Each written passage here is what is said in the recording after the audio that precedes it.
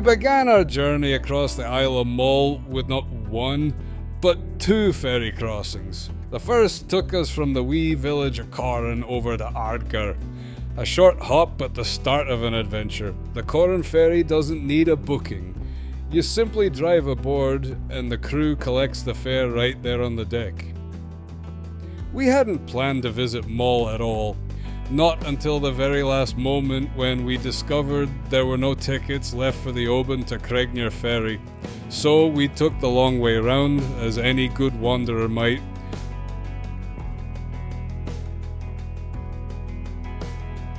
From there, we headed south by road through rugged land and quiet glens toward Lochaline. This time, we had our ticket in hand.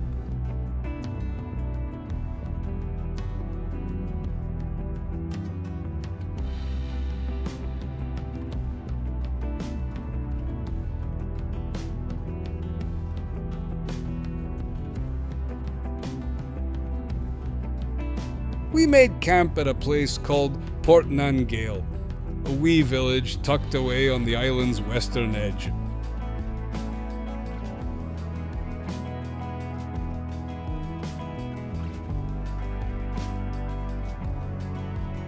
The campsite itself? Brand new. Just 2 years ago you'd have seen nothing but an open field on the map. Now, it's a gem.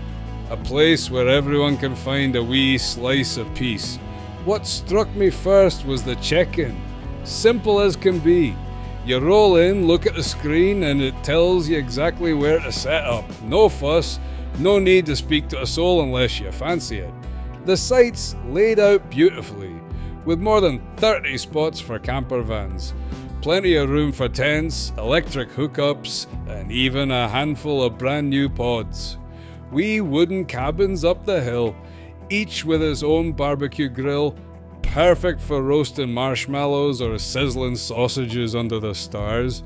And tucked away near the edge, there are even private pitches with extra, let's call it grown-up privacy, if you know what I mean. There's a special wash station just for dogs.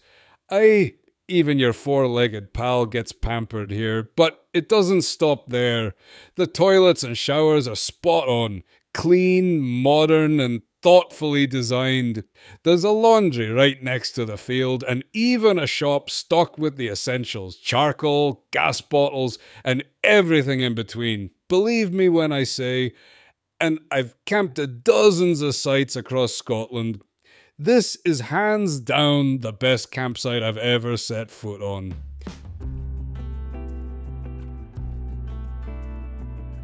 Now, let me tell you a bit more about the Isle of Mull. It's the second largest island of the Inner Hebrides, like wild, rugged, and heartbreakingly beautiful. But for all its size, Mull is no metropolis. The whole island's home to just under 3,000 folk. Aye, that's right. Less than the number of people living in a single high-rise in Glasgow.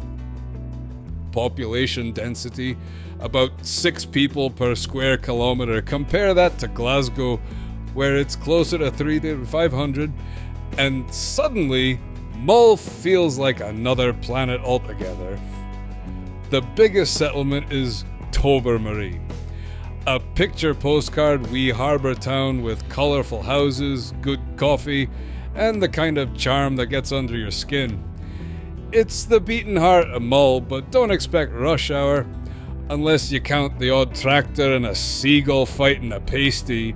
Now, transport on the island's a wee bit of an adventure in itself. Single-track roads, lay-bys every 100 yards, and the occasional hairy bend.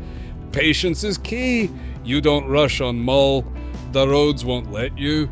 You'll meet sheep that think they own the place, and cows that cross when they please. And that's part of the charm.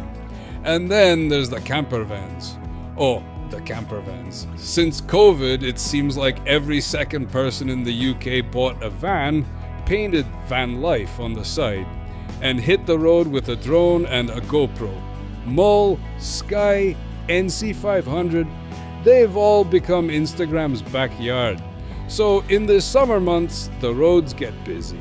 Not London busy, More like, is that a 12-van convoy stuck behind a sheep?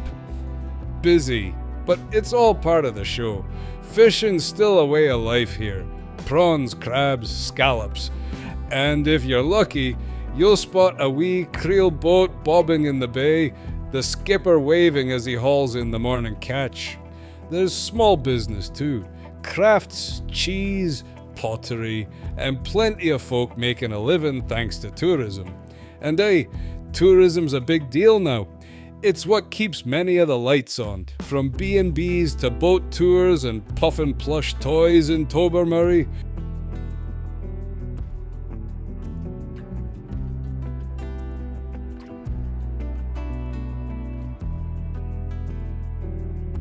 Speaking of puffins, and here's a sore spot. We tried, we really did. But we couldn't get a ferry to Iona nor to Staffa, not a chance. Everything was booked solid. Turns out we weren't the only ones with dreams of ancient abbeys and seabird colonies, but here's the good news. We're going back next month, and at this time, we will see the puffins. Those bonny little birds strutting about like they own the cliffs. National treasures, so they are. Mull's landscape is jaw-dropping. Waterfalls tumbling through the hillsides, mountains rising steep and proud.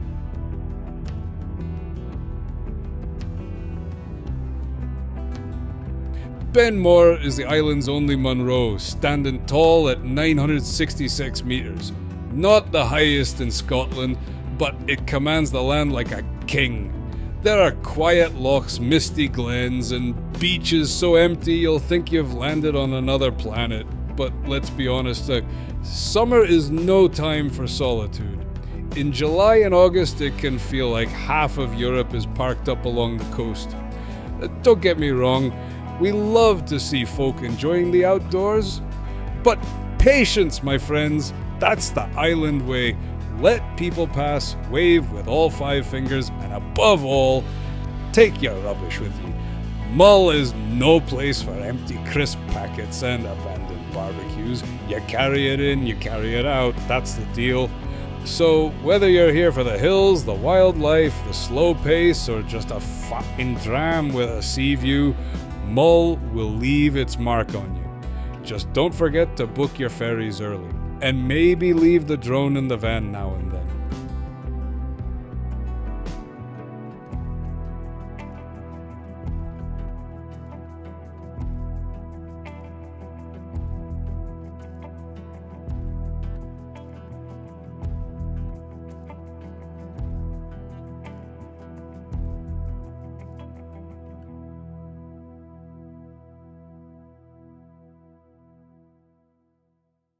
And so, our wee adventure on Mull comes to a close. For now. But this isn't the end. Not by a long shot. Next time, we're heading to Iona and Staffa. Aye, we're gonna make it happen. Puffins, basalt columns, ancient abbeys and all. And I promise you this, the film will be just as bonny, if not more. Oh, and the weather? Booked it last year. Sunshine guaranteed. Probably. If you've enjoyed the journey, don't forget to hit that like button, give us a wee subscribe, and leave a comment below. We'd love to hear where your own Highland road's taken you. Until next time, travel slow, stay kind, and leave nothing behind but footprints. Slainte math.